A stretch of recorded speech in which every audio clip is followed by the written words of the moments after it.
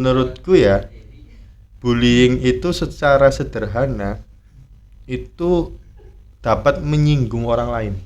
Secara sederhananya ya, kita ngobrol gitu kan, ngobrol terus tanpa disengaja dapat menyinggung Mas Munif gitu loh, melalui perkataanku gitu loh.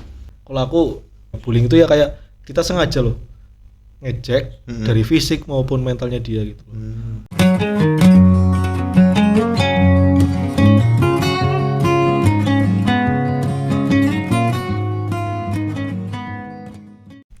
Assalamualaikum warahmatullahi wabarakatuh. Kembali lagi di sebuah cerita.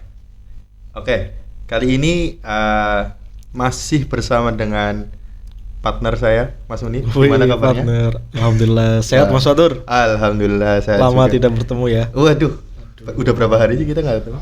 2 hari. Kayaknya 2 hari loh. Padahal setiap hari kita ketemu ya. Iya. Mungkin lama nggak bikin ini nggak obrolan. bikin konten juga juga. Kita nggak lama ngobrol juga ya. Iya. Padahal ya sering ngobrol juga sih. Sering ngobrol tapi nggak kayak gini. Nggak kayak gini, nggak di shoot kayak gini ya. Oke, malam hari ini ya, Mas Munif, kita membahas tentang ya yang lagi viral kemarin sih. Aku nggak sengaja tuh ya tuh kok nggak sengaja itu kemarin ada berita viral gara-gara permasalahan bullying. Nggak sengaja apa sengaja lihat nih beritanya. Lagi lihat lagi scroll apa tok lagi lihat nyekrol lagi scroll ya. tok Terus nemu. Nah, keluarlah di berandaku itu ada berita seorang anak dibully ya, dan efeknya anak itu tuh jadi apa ya, menyimpan dendam. Terus ya hal yang fatal itu membakar sekolah nih. Waduh, itu sangat fatal Mas Fatur. Kalau dikatakan fatal, memang fatal itu. Udah bakar sekolah, untung nggak bakar rumah RT ya. Rumah kepala sekolah yang bakar. Untung punya sekolahnya, nggak bakar guru-guru masing-masing gitu. Oh gitu ya. Ya, jadi malam hari ini kita bahas kenapa sih anak itu masih memperlakukan atau apa ya, melaksanakan bullying di sekolah ataupun di lingkungannya masing-masing gitu loh. Itu kenapa ya gitu loh. Menurut Mas Munif kenapa? Karena mungkin adanya kesenjangan ekonomi atau adanya perbedaan derajat, mungkin bisa jadi ya. Derajat siku-siku. Iya bisa. Menurut Mas Munif kenapa gitu? Bullying ya. Mungkin gini ya, tanya dulu ke Mas Fatur tuh. Bullying itu kalau dari pemikiran Mas Fatur itu gimana Mas? Yang dimaksud bullying ini loh. Biar kita satu pemikiran dulu nih. Oh iya. Menurutku ya. Iya. Pengertiannya ya berarti ya. Pengertian lah secara yang kamu ketahui tentang bullying gitu loh. Ya gitu. Jadi ada suara-suara ini. Jadi menurutku ya, bullying itu secara sederhana itu dapat menyinggung orang lain. Menurut secara sederhananya ya, mungkin kayak aku dengan Mas Munif ya, kita ngobrol gitu kan, ngobrol terus tanpa disengaja dapat menyinggung Mas Munif gitu loh, melalui perkataanku gitu loh. Entah itu perkataan atau perbuatan gitu. Itu bullying secara sederhana ya menurutku. Menurut pengalaman Mas Fatur ya? Menurut pengalaman. Mungkin ada pengertian lain ya, mungkin kalau aku sih ya. Iya. Kalau aku dari pengalaman dan juga mungkin pemikiranku ya, bullying itu ya kayak kita sengaja loh ngejek dari fisik maupun mentalnya dia gitu. Secara sengaja gitu. Iya, secara sengaja bullying.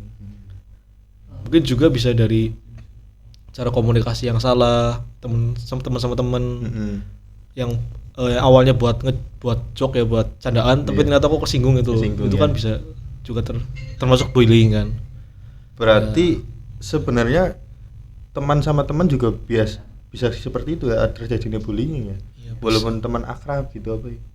Iya bisa. Tapi kan kalau teman akrab aku bully Mas Fatur, mungkin Mas Fatur biasa aja ya. Iya. Itu pun udah ada kesepakatan di awal ya. Maksudnya ora apa kok nyong ya. Iya. Tapi dalam Kesepakatan. batas-batas tertentu gitu. Nah itu sih ya mungkin dalam garis sederhana, garis besarnya itu ya mungkin teman-teman juga tahu ya yang di pemirsa kita, pemirsa tahu bullying ya, Iya. membuli, mengejek dan lain-lainnya, entah itu dalam ungkapan kata-kata ataupun mungkin tindakan ya Mas Fatur. Tindakan dia benar. Kalau di zamanku dulu itu kayaknya udah biasa ya Mas Fatur, dibully itu buat bercandaan gitu loh. Iya, zaman-zamannya kita ya. Bedanya sekarang kan tuh ada sosmed tuh yang Iya. buat upload story. Mm-mm.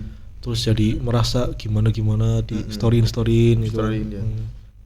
Udah diejek itu merasa sakit, malah ditambah di post di sosial media. Nah itu pematiknya lebih Nah, besar jadi lagi. sakitnya tambah gitu ya. Sakitnya tambah. Sakitnya tuh di sini. Kalau Mas Fatur sendiri pernah nggak sih dibully atau mungkin ya bahasa sederhana diejek lah, sing nganti orang terima tuh, ya sampai kita nggak terima. Kalau menurut pengalamanku dulu tuh seringnya itu ngecek orang tua. Oh pelaku. Enggak diejek. Oh dengan Ya. bahan orang tua. Bercandaannya. Biasanya kalau SD tuh mesti bahan ininya tuh orang tua. Ejekannya. Ejekannya. Nama orang tua Misalnya. yang dimaksud. Karto. Bapakmu supir ya, wingi nunggang becak, bong narik becak kayak gue lah intinya. Udah disebutkan nama orang tua, kita kan kalau disebutkan nama orang tua di depan teman-teman itu kan merasa Malu ya. malu, Agak terus malu. ditambah pekerjaannya, aduh, jadi ya malunya tambah gitu loh. Terus itu yang pertama. Kedua tuh aku pernah dibully tuh soal tentang fisik. Fisik. Iya, fisikku kan ini Gandeng kok Ini fisiknya. giginya tuh panjang Oh sebelah. kakinya. Panjang sebelah, jadi ini pertumbuhannya tuh telat. Kurang nutrisi kali Mas. Ini nih. Oh fisik ya bullying. Nah, ketika lagi sholat ya. Kalau ada temanku satu sebelah, satu soft, terus lagi keadaan ruku, kan otomatis Lihat lihat ke bawah. Nah, lihat kakiku langsung ketawa. Ya batal Mas. Batal langsung. Tapi kalau teman-temanku udah tahu semua, terus satu ada yang ketawa, tawa ke semua. Jadinya tawa semua terus batal semua. Terus semua. Jadinya batal semua. Gitu. Oh, iya. Jadi pertama orang tua itu, terus keduanya fisik, itu pengalamanku sih. Kalau Mas Munif ada pengalaman dibully atau perundungan? Pengalaman. Oh ya kata lainnya perundungan ya. Perundungan. Mungkin semenjak kacamataan sih Mas. Dikata-katain jadi wong Cina we. Oh, Kan ketika kita buka kacamata kan matanya Sipit ya? terlihat sipit ya. oh Dijudge gitu loh. iya. Rasis banget. Wong Cina. Emang kenapa sih emang Cina ya? Nggak tahu. Ya mungkin itu salah satu sih. Tapi kalau sekarang sih udah berdamai ya. Maksudnya nggak apa-apa dibilang Nggak gitu. apa-apa dibilang gitu. Tapi kan di fase-fase SMP, masa-masa remaja itu kan kayak kita kayak punya egoisme gitu kan. Ada rasa-rasa yang gimana gitu. Akhirnya kan ada marah-marah lah ya. Iya. Terus ada bully-bully. Terus yang kasus yang sekarang tuh yang pembakaran, mungkin itu wis saking ngedegele ya, marah sekali kan. Cengkel banget ya. Terus dia banyak tutorial di YouTube, di sosial media gitu Iya. kan, cara merakit Merakit. bom, Ah. cara membakar sesuatu. Enggak, maksudnya bisa sampai kepikiran segitu loh, maksudnya Nah, membakar sekolah gitu loh. Itu menurut itu Mas Munif sangat gimana? di luar Nurul ya, nggak habis fikri itu ya. Iya, Maksudnya bisa kan kepikiran gitu ya. maksudnya kepikiran bakar sekolah gitu loh. Kadang kan kalau anak atau orang diejek paling enggak pulang rumah nangis gitu kan. Nangis. Nangis kalau enggak males sekolah karena dibully gitu kan. Iya.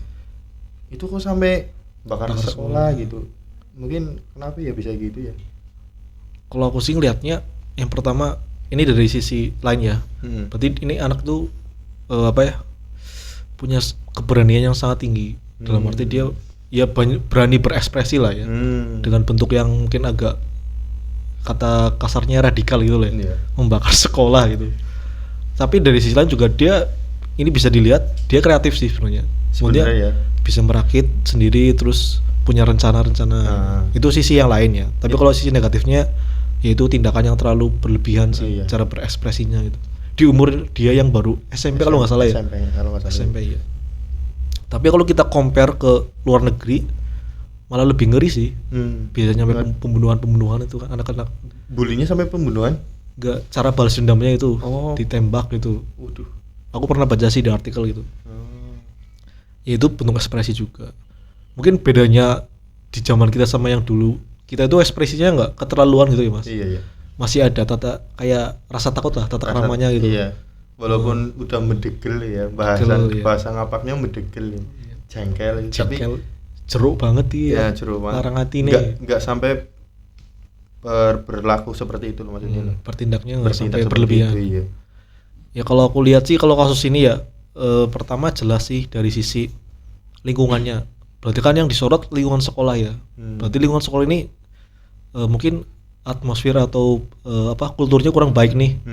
Nyampe-nyampe kok katanya aku baca kan katanya gurunya juga nggak terlalu respect kan ya. Iya, ketika diadukan permasalahan. Iya, malah kayak membela diri gitu kan. Ya tapi kita nggak tahu fakta aslinya kan di lapangannya gimana. Cuman ini kan kita dari data-datanya gitu. Data-datanya juga. Terus juga mungkin yang pertama lingkungan sekolah, kedua lingkungan keluarga juga mungkin karena kurang kedekatan emosional. Yang kita bahas tuh di yang sebelumnya. Sebelumnya ya. Ya, kedekatan emosional antara orang tua dan anak. Yang akhirnya mungkin anak nggak bisa curhat ke orang tua. Iya. Udah marah banget nih nggak bisa melampiaskan rasa emosionalnya, dilampiaskannya lewat tindakan yang di luar Fikri Nurul ya. Ya iya, cukup bener. terbilang kriminal juga sih. Kalau udah di atas umur itu kan udah masuk tindak pidana. Tapi yang aku sayangkan tuh kenapa ketika muridnya itu mengadukan permasalahan ke gurunya tapi gurunya nggak merespon gitu loh, maksudnya ya digali dulu lah kenapa permasalahannya gitu. Malah kan. langsung ini ya bikin statement kan. Nah, yang statementnya itu lebih mengarahkan menyalahkan anaknya malah kan. Ya walaupun ya kita nggak tahu ya anaknya itu sebenarnya di sekolah itu nakal atau enggaknya gitu kan. Tapi kan namanya guru kita harus bimbing gitu kan. Iya. Jangan sampai ada aduan tapi kita abaikan gitu kan. Padahal di sekolah kan ada itu ya. Iya, ada guru. Guru BK, bimbingan konseling. Iya, yang buat cerita-cerita lah ya bahasa dalam. Iya, kalau ada permasalahan curhat ke situ. Kalau enggak ada guru murid yang lagi mempermasalahkan tentang nilai sekolah ataupun pergaulan di sekolahnya, ya bisa gitu. Ya harusnya sebagai gurunya mendengarkan dulu ya, memfasilitasi harusnya. Ya itu berarti kan yang perlu kita, kalau aku ya sudut pandangku menyorotnya ke ini sih, kultur sekolahnya itu. Gimana sih proses belajar dan mengajar di sana gitu. Kok sampai anak yang udah sangat marah itu bisa melampiaskan emosinya gitu. Berarti kan di kultur sekolahnya tidak menampung atau tidak melihat ada permasalahan di ruang kelas, di ruang belajar gitu kan. Iya enggak Mas Oto? Iya sih, ya kan? Iya juga sih. Terus juga yang lainnya kalau misalnya anaknya nakal ya karena anak-anak ya harus dimomong-mong kan. Iya. Anak SMP masih di bawah umur gitu. Benar sih. Walaupun ya mungkin nakalnya sangat di luar nalar gitu. Bisa dibilang gitu. Ya pertanyaan selanjutnya gini Mas. Maksudnya kalau kita sih nggak bisa mengurangi atau menghilangkan bully itu ya sebenarnya kita ya. Tapi alangkah baiknya cara meminimalisir terjadinya bullying gitu loh. Menurut Mas Munif ada nggak biar bullying itu berkurang gitu loh, walaupun ya ada lah tapi ya jangan terlalu banyak gitu loh. Iya, ini pengalamanku aja ya. Iya. Yang pernah jadi guru gitu loh. Kalau Mas Dur kan masih jadi guru nih. Iya. Nanti kita sharing lah ya. Kalau dulu tempat itu ya kulturnya pertama anak dilatih kerjasama gitu loh. Kan kalau kita sering bekerja sama di kelompok kan kita saling menghargai gitu kan. Terus kita bikin kayak janji pagi atau apa gitu kan, yang buat ada larang-larangan yang anak tuh nggak bisa melakukan itu karena udah janji di awal di pagi hari. Kalau di perkuliahan tuh kontrak belajar ya. Nah kalau dulu pengalaman itu setiap pagi hari per kelas kumpul, kita ya morning talk lah ya. Terus anak-anak disuruh urun memberikan satu peraturan yang harus dipatuhi semua anak-anak gitu. Semua teman-temannya, misalkan aku mengajukan peraturan pertama tidak boleh parkir sandal sembarangan. Terus ada lagi usul tidak boleh berkata kasar. Terus ada lagi usul mungkin tidak boleh keluar area sekolah gitu. Itu kan peraturan atau kesepakatan di awal. Jadi anak tuh udah terbiasa loh dari kecil, dari dia sebelum belajar udah ada peraturan yang bikin pemikirannya itu aku harus mematuhi ini gitu. Iya. Terbiasa itu loh. Melatih anak juga untuk berani berpendapat ya berarti. Ya itu juga lain halnya, itu kan bisa berpendapat, terus dia melatih berpikir ya. Juga ya. Iya, oh iya, kalau begini efeknya begini. Nah, di situ kan guru jadi fasilitator. Oh iya, ini anak ini ternyata pintar juga, ini pintar juga, ini pintar juga. Dapat wawasan baru lah gitu. Iya benar, wawasan baru. Terus juga itu pertama yang paling penting pondasinya di guru sih yang ngajar. Bagaimana guru menguasai lingkungan sekolah dan kelas gitu kelas, ya. Dan juga emosional anak. Anak juga ya jangan terbawa emosi juga sih sebenarnya sih. Gurunya emosian pada film, Bo. Lah itu kan sebenarnya masuk dalam kompetensi guru sebenarnya. Nah, itu Mas Fatur paling tahu pasti itu. Coba Mas gimana? Kompetensi guru kalau nggak salah itu ada satu kepribadian. Jadi di dalam kita menjadi seorang guru tuh harus memiliki kepribadian. Dalam artian pribadian kita ya jangan kebawa dengan anak-anak gitu loh. Ada saatnya kita marah, ada saatnya kita mengikuti cara anak-anak tuh untuk berinteraksi gitu loh. Jadi kita harus memiliki kepribadian gitu loh dalam menjadi guru. Gitu.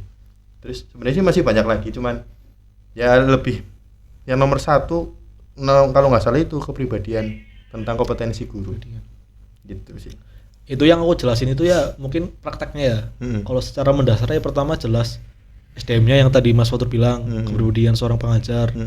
Terus juga dari sekolahnya mungkin punya SOP atau peraturan apa yang semuanya mematuhi, ada batasan-batasan, tindakan atau perkataannya apa yang harus dijelaskan di lingkungan kelas, dan juga ditindakannya pas mengajar gitu. Iya benar. Ya akhirnya kan terkontrol kan ini, jadi nggak bebas guru ngajar gimana gitu.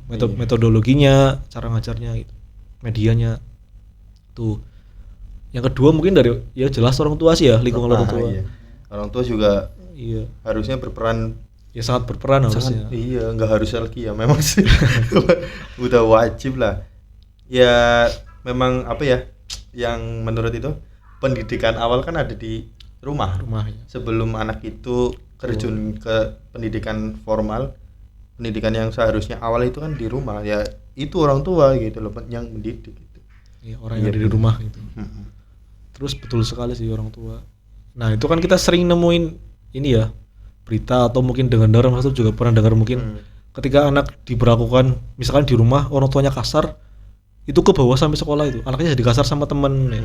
Mungkin bisa juga orang tua di rumah biasa ngomong kasar, anaknya ke bawah sampai sekolah jadi ngomong kasar sama temannya ya, itu bisa dalam arti bully juga kan. Iya. Membuli orang lain atau temannya di kelas dengan kata-kata kasar itu. Iya benar. Jadi kan bullying ini kompleks sekali. Iya benar. Unsurnya dari rumah, dari sekolah, lingkungan dia bermain juga bisa. Itu. Terus juga mungkin kalau masalah bullying dari pemerintah juga ya tentu harus terlibat sih. Terlibat ya untuk mengatasi ini juga sih. Mengatasi, mencegah bullying. Iya. Terus harus ada tindakan ininya tegasnya kalau ada bullying gimana. Itu sih Mas Fatur. Kompleks sekali. Cuma ini baru denger sih bakar sekolah gitu loh. Cerdas banget ya, rakit bom berani banget loh. Saking cerdasnya dan saking marahnya mungkin. Iya. Maksudnya kalau zamannya kita kan nggak bisa ya, maksudnya merakit. Namanya itu bom molotov. Iya, bom molotov. Modelnya pakai botol. Terus mungkin di dalamnya itu ada kayak ramuan apalah ya, sehingga ketika botol itu dilempar terus keluar api dan segala macam gitu. Meledak dan sebagainya. Iya, sebagainya gitu. Ya, jadi membahas tentang bullying ya sangat kompleks sekali ya, sehingga ya cara-caranya tadi kita sebutkan lah. Ada yang melalui kontrak bisa dikatakan kontrak belajar ya di dalam kelas ataupun di lingkungan sekolah. Ya, itu teknis untuk melatih ya sebelum mencegah ya. mencegahnya. Terus kedua, tadi secara teori guru harus memiliki kepribadian ya, kompetensi guru ya. Itu yang harus diterapkan dalam mengajar si seorang guru sih. Guru sih nggak hanya cuma ngajar tok, tapi harus memahami teori atau apa ya namanya? Psikologi anak. Psikologi anak juga. Terus ketiganya apa tadi? Peran orang tua. Orang tua, lingkungan juga. Gitu ya, teman-teman.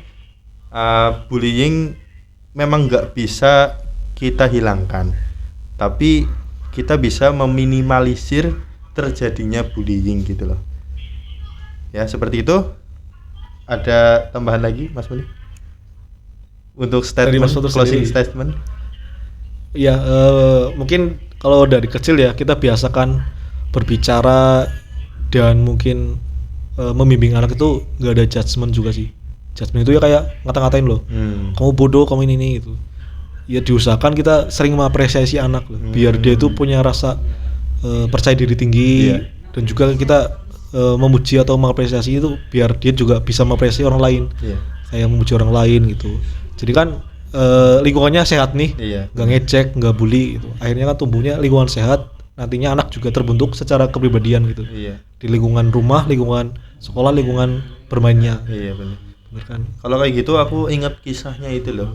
Memang di dalam agama ketika kita berbicara itu kan sebagian dari doa kan. Iya. Ya kan? Betul sekali. Guru agama gitu. Kayak Imam siapa? Imam Samudra. Bukan. Abdurrahman siapa? Asyudes itu kan dulunya tuh anaknya nakal. Tapi sama orang tuanya itu enggak doa ya, cuman perkataan, kamu besok gede akan menjadi imam di Masjidil Haram. Temenan sekarang menjadi imam. Beneran? Iya beneran. Maksudnya ketika anak lagi nakal, bener jangan ngomong. Doanya jangan yang jelek. Iya, kamu bodoh loh, kamu jangan nih. Jadi kita bilangnya yang baik-baik. Ya, jadinya ya seperti itu. Abdurrahman bin Sudais ya. Asyudes ya. Kayak gitu.